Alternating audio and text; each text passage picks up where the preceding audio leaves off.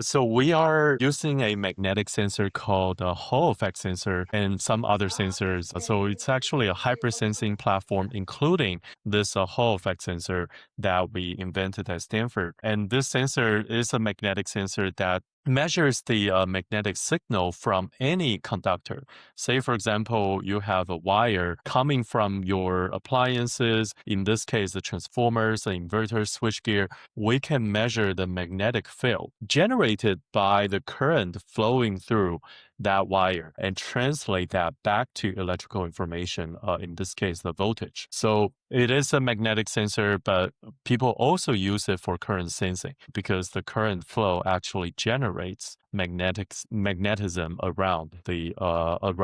so that's why I call it we are kind of like listening to the heartbeat of the electrical asset because we literally measure the sine wave of the current flowing through any electrical equipment using this magnetic sensor. Yeah.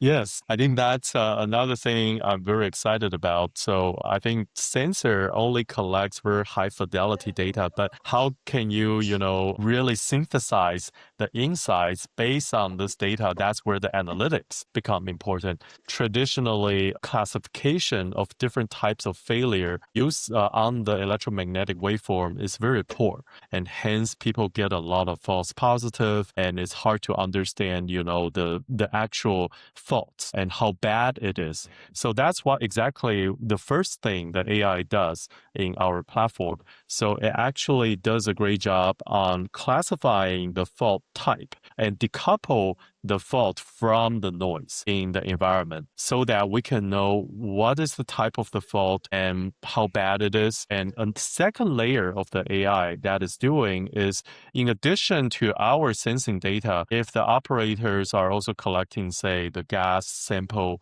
the temperature, the pressure from the transformer, we can also use the AI to do data fusion to provide, we call it the dynamic health index, basically a holistic assessment of the health of this transformer, and even do the ranking of all the transformers the operators have to provide a very comprehensive view of the fleets, the health of the entire fleets of the asset.